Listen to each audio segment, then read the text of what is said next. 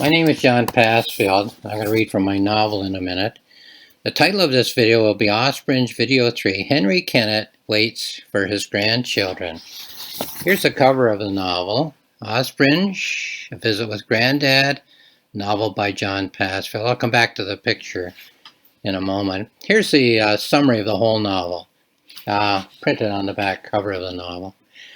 On a Saturday morning in May 1920, two of the Davies children, 8-year-old Gertrude Violet Davies, who happens to be my mother, and her 13-year-old brother, Claude Laverne Davies, who was historically my uncle, leave their home at the Mill House on Water Lane in Ospringe, Kent, and walk to 2 Middle Row, in the nearby market town of Faversham, where their granddad, Henry Kennett, who historically was my great-granddad, lives. After polishing the fireman's buttons, the three of them go for a walk, during which they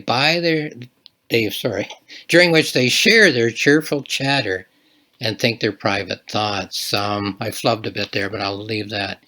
So I've talked about this in 2 other videos, so here it is quite simply.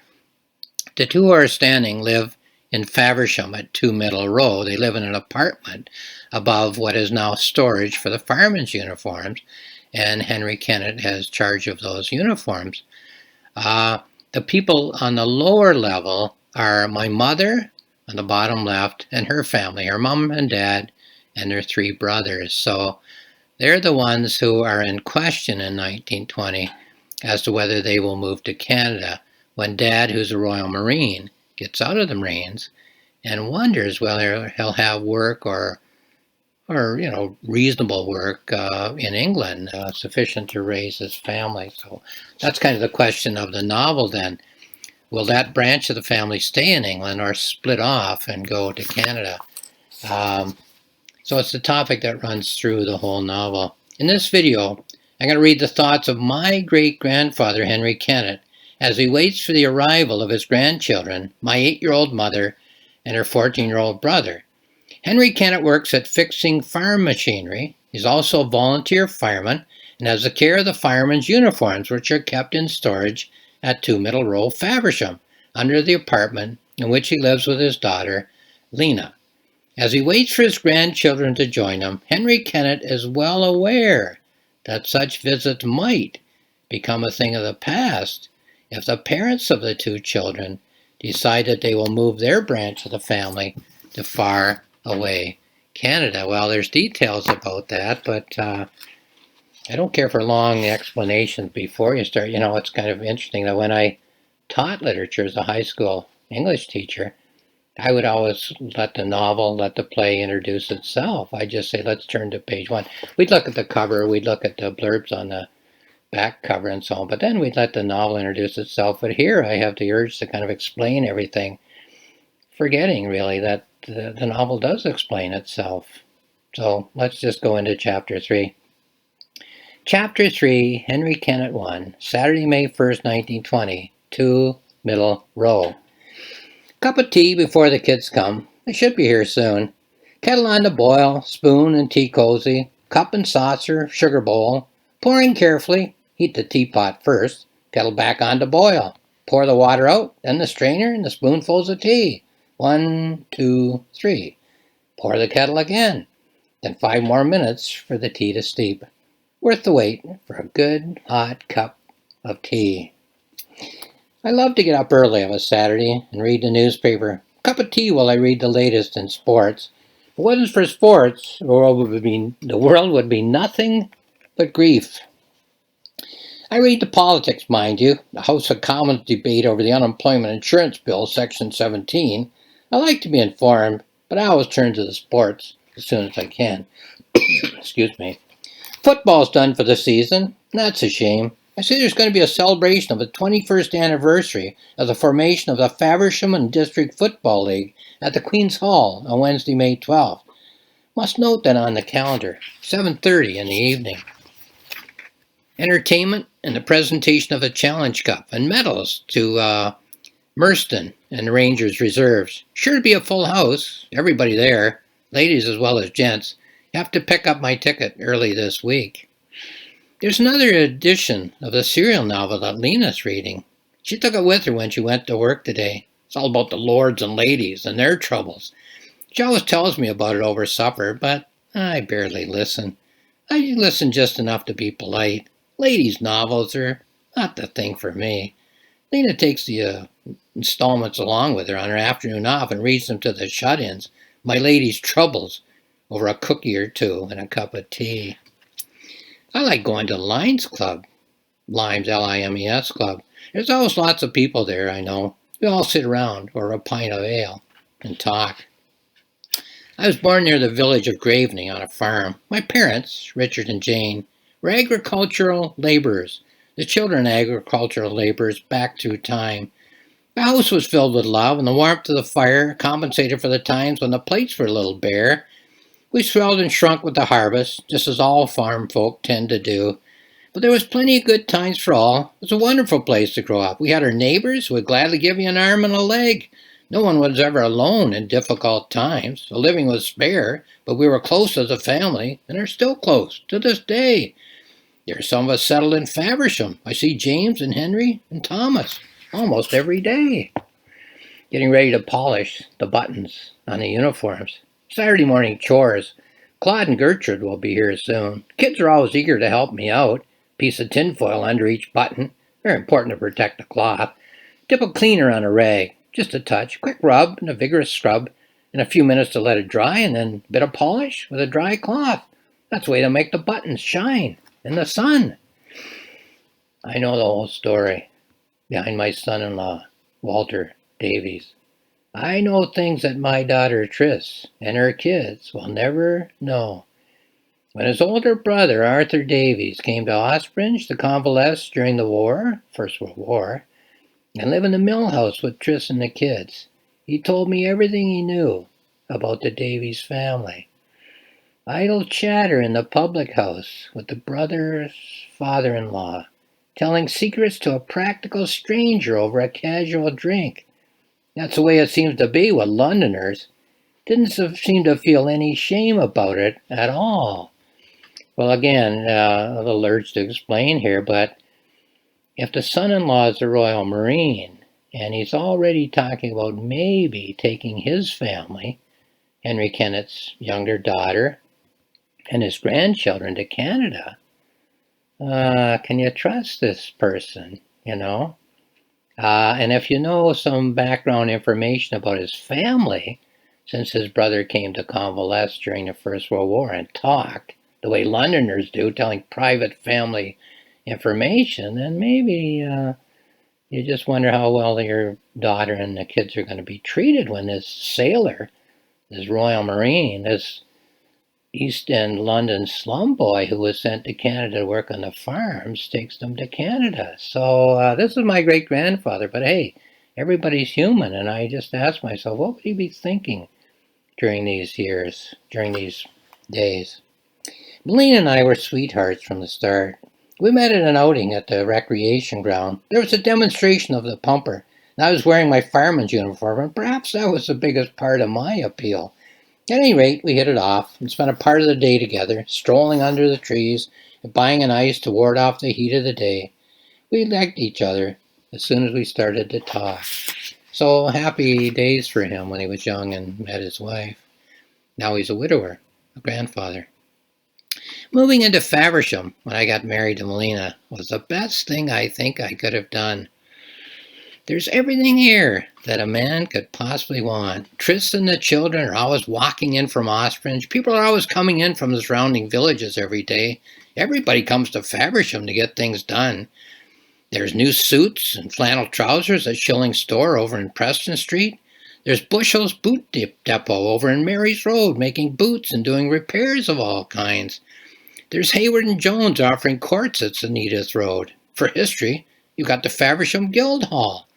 The original building goes back to 1574. It's in the market square where King James II was brought by Faversham fishermen when he tried to escape. A peek out the front door. Nice a day as you could want. Sunshine already so early in the morning. Looks as if the early mist has burned away. Claude and Gertrude will be here soon. She'll be nice weather for a walk. in the afternoon. I've been a volunteer fireman now for over 40 years. I started out with Captain Merton in the Kent section of the Old Faversham Fire Brigade. Those were the days of the horse-drawn pumper. We bore horses from the Shepherd Neame Brewery next door. When Captain Merton stepped aside, I was invited to join the 6-man pumper team. There was a stall at the health exhibition at the lecture hall this past week, run by the National Institute for the Blind. Baskets, mats, picture frames, a number of other things, made by the soldiers who'd been blinded during the war. Fred Houghton was in charge of the stall. We chatted a bit, and then I bought some things. I didn't say a word about my eyes. Well, in Henry Kennett's obituary, that is my great-grandfather's obituary in 1935, it said that his last years were made difficult, basically by the loss of his eyes, which I'm kind of assuming would be cataracts, so easy to deal with now. But in 1935, an older person with cataracts really had trouble with his eyes. So he's having trouble with his eyes, but hey, he's not going to tell anybody that. But he's rather interested in these soldiers who were blinded during the war and what they're able to do. So just the things that run through, all these things run through your mind. The trouble with your eyes, your son-in-law thinking of going to Canada and raising that as a topic in the family, the grandkids coming, you've lost your wife many years ago, and so on. All these things just go through the mind simultaneously, but my spotlight as a novel writer moves up and down the mind of Henry Kennett and just highlights one topic at a time, but really they're all being thought of at the same time. Lena in her stories, that's his oldest daughter, she reads them to the shut-ins. I could tell her one that would be sure to break their hearts. Here's the story. Let's say that a girl lives in a market town with her father and her sister. Their mother dies when the girls are both quite young, but the three of them are happy in their daily life. The father loves his girls, and they live in a cozy home, and their town is the nicest place that one could imagine for them to live. It has a market and quiet streets and a guild hall and a church, and their lives revolve around the seasons and the life of the town. From winter to spring to summer to autumn, they knit and sew and cook and wash and stir the soup and read in the evenings by the fire. A father and his girls in a cozy routine. So, sounds a little bit like his own situation. And the story's not over, but it's over for this chapter. It's a story arc that runs through the whole novel. So he's saying, hey, Lena finds these stories of lords and ladies interesting in the newspaper. Think about the story that I am living through, my family and I. I could put that in the newspaper, but I won't, but I'll think about it. And as a reader, you'll get more of it if you read other chapters. But there's the first installment of his own story. Waiting for the kids. Busy in the town square this morning. Windows being washed, vendors sending out their wares, shopkeepers sweeping out their doorways. Mrs. Parkins asking if the kids are coming to town. She always loves to see them. I told her we'd all drop by as we go on our walk. Lena left some cinnamon buns to have with our tea. Oh, those were wonderful days when Melina was alive. When the girls were very young, we were all living on Nelson Street in that little house. Well, it was big enough for the four of us, that's for sure. My parents were alive then. We used to go out to Graveney to visit there, or my parents would drop in of a Saturday when they were doing their shopping at the market here in town. It was perfect at that time. Grandparents, parents, daughters, all living close together, only 3 miles from here to Graveney. My brothers and sisters all dropping in to chat. So the passage of time, his family situation as a young married man with 2 daughters, his wife alive, his parents alive, his brothers and sisters, wasn't that nice?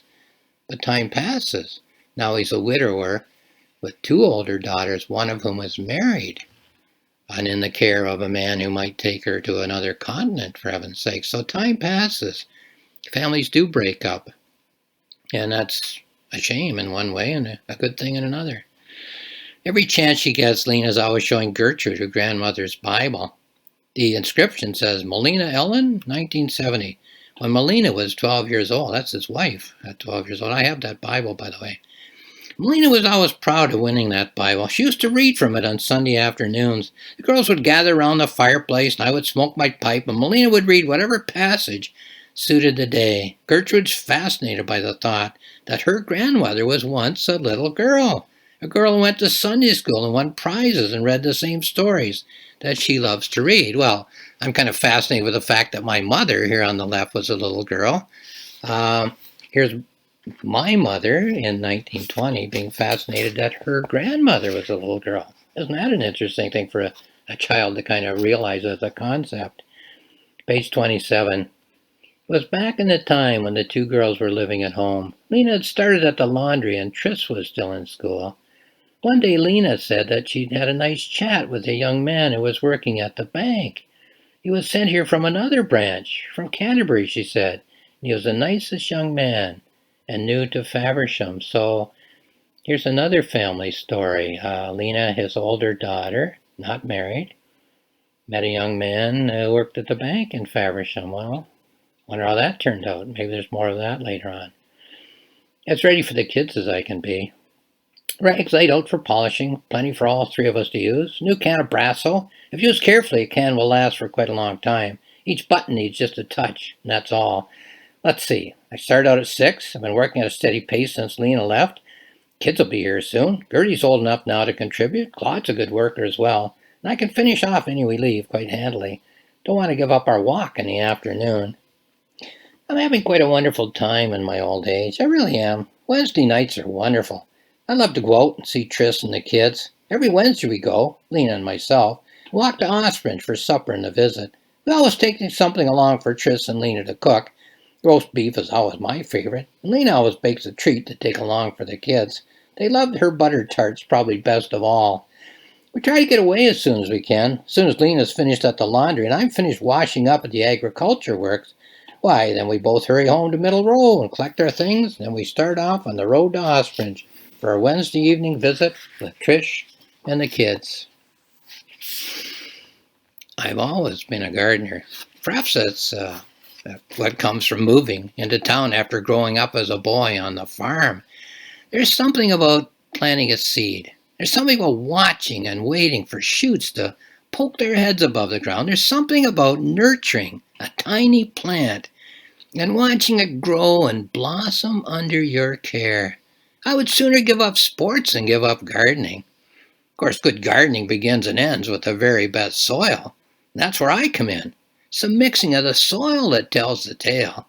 You need plenty of manure. Without it, there's no sense even owning a hoe. I'd have to say that church is an event of my week. I sit in the pew and think my own kind of thoughts. I like how great thou art and that old rugged cross and abide with me. I've been a fireman now for almost 40 years. I was on fire watch during the war, First World War. Too old to go and fight, but there was plenty to do for us old ones here at home. Mostly it was just rapping softly on doors and asking that windows be covered over to foil the air raids and the odd down dirigible fire to put out. By far the worst thing that ever happened at Faversham, well, I've been a fireman, would be the explosion at the gunpowder works on April 3rd, 1916 at 1:20 p.m. in the afternoon. Well, more of that later in the novel, but there is a great divide in the lives of many, many people. It's historical. I got it out of the Faversham newspapers and historical records, but my grandfather would have been there. He was a fireman during that time in 1916. And it's a great divide in the lives of many people, not based on their decision making. Of course, it happened to them. The explosion did a lot of damage physically at the works.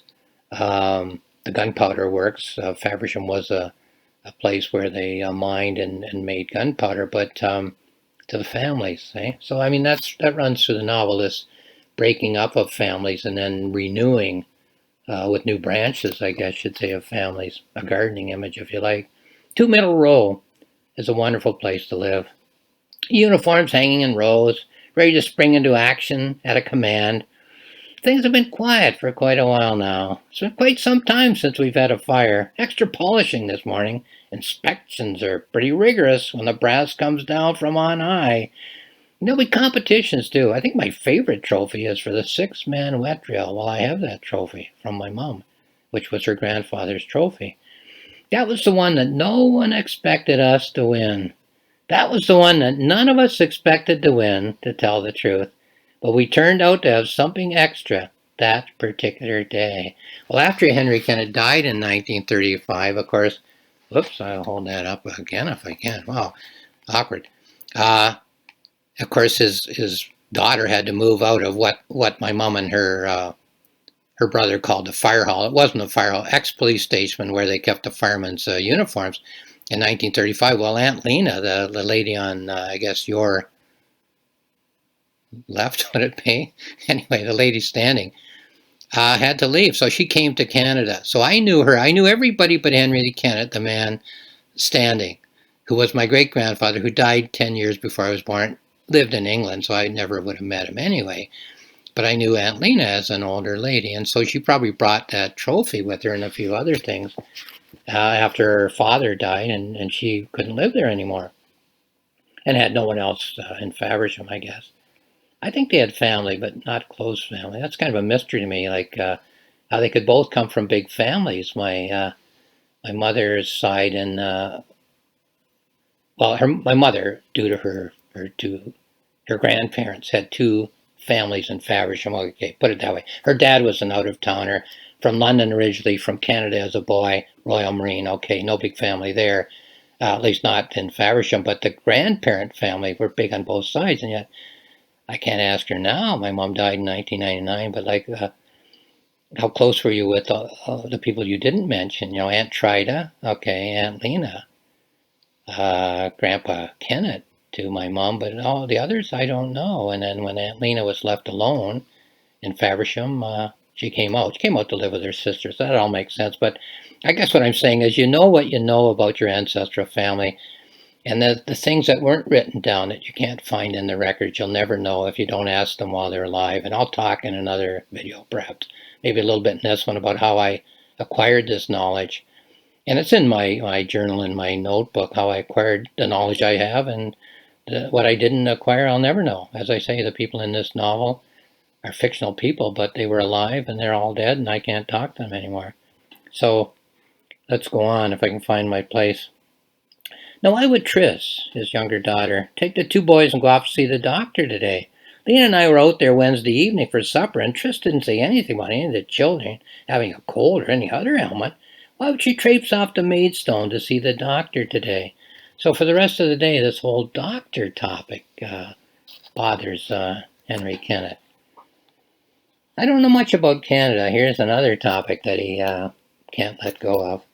I don't know much about Canada at all. All I know is what I've heard, and that is very little. It isn't a place you tend to think about at all. It's a long, long way from England, that's all I know. Walter Davies, his son-in-law, my grandfather, spent his boyhood there, but he never has anything to say, at least to me. No doubt he's filled the heads of Tris and the kids with all kinds of wonderful things. All I would know about Canada is polar bears, extreme cold, wilderness, and lots of snow. Well, I had a lot of fun with this as I was writing it, because like an older man in 1920 England, and when I went to England, they said, oh, we think of you as Americans, but we know you're not. You know, in other words, like, we don't know anything about you Canadians, these people said. I went to my mom's hometown and lived there for 10 days the first time, 2 years later, 20 days, 2 years later, took my youngest son, Craig, and we lived there another 20 days. So I got to know people, but they didn't know much about Canada. Like, it's not in the news, right? And it's not in the news if I go 10 blocks across the border and turn on the TV. There's no Canada even on the weather maps when they do their weather over in the States. So, like, what is Canada? So I had fun because Walter Davies, my grandfather, who had been a Bernardo boy and spent from age 12 to 18, is telling his wife and kids it's pretty nice over there in Canada. What would Henry Kennett be thinking, though he never says anything about Canada? Well, polar bears, extreme cold, a wolf at the door of the cabin, the ice breaking loose and the kids on an ice floe and it's heading for Niagara Falls. You know, how terrible if my kids have to go to Canada to live, and my youngest daughter. So I had fun with that. But the serious point, and that's why it's serious literature, is we think in imagery. And if we don't have the information, we have to make up the imagery. I mean, look at 1984 with George Orwell. They were erasing words from the dictionary, the people who run that society. What they're really erasing is imagery. If you don't have the word rebellion, are you going to think of rebelling? You know, if you don't have the word dissident, would you think of being a dissident person? So the leaders of that society realize we think in imagery, and if you can lessen the imagery that's negative about your society, think of Hitler's Germany, think of Stalin and propaganda and so on, and you can increase the positive imagery about your society, Goebbels taking over the press and the theaters and the films and so on. So this is a novel about my family, but it's a serious piece of literature about how imagery works. So I had fun with it. What's Henry Kennett going to think about Canada when he's never been there? The newspapers never mention it. There's never any films about it if he went to the silent films in 1920. But he still has to think. He still has to have imagery, so he makes it up. Anyway, back to the novel. Almost finished this chapter. I put in a good word for the son-in-law with my employer the other day. Well, if you're not crazy about the son-in-law and you want to get him a job locally so he won't take your family away, here's what you have to say, I guess. Mr. Ted, I said, my son-in-law Walter Davies has served his country well. He's getting out in the Navy, as you know, the Royal Marines. Yes, that's true, the Royal Marines. He gets out in 1923 to be exact, and I was wondering whether there'd be work for him at Tet's Farm Machinery.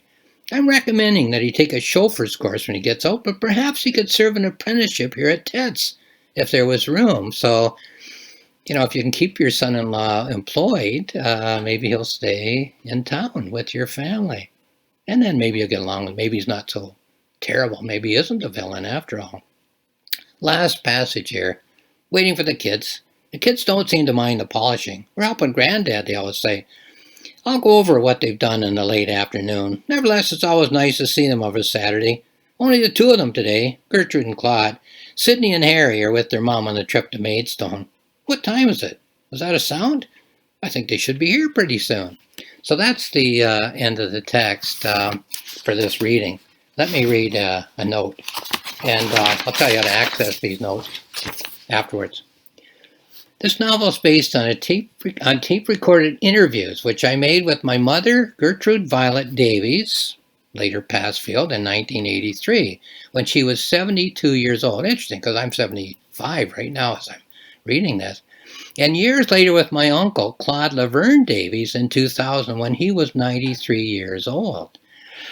In each case, I took what I knew and what I didn't know and made a list of questions, which I asked as we talked. So I had a big old reel-to-reel tape recorder rolling, and I asked my mom when she was 72 all about her life. The things I knew, please tell me that story. Other things, how did your mom and dad meet? Things I wouldn't have known unless I talked to her. Your granddad, Henry Kennett, where did he come from? Oh, a farm in Graveney. When he was 12 years old, his father made him a box to put his things in, and he went off to work in another farm. All of that came out of me tape recording my mom at 72 years old. My mom died at 88 in 1999. I can't ask her anything now. My uncle, my wife and I took him out to the farm that they had come to in Canada. And none of those people were alive, but the people who lived there were descendants of those people. And he sat there at 93 and said, I chopped wood in that woodshed there at 16 when I first came out to Canada. He reminisced. He sat on a kitchen chair, which they brought out. Now, I tape recorded him. I tape recorded him that same day afterwards, and it was too long a day, and he was very, very tired, but he told me interesting information that I've used in this novel. Now, I just have to mention that my Uncle Claude sat on his bed in the old folks' home at 93 years old.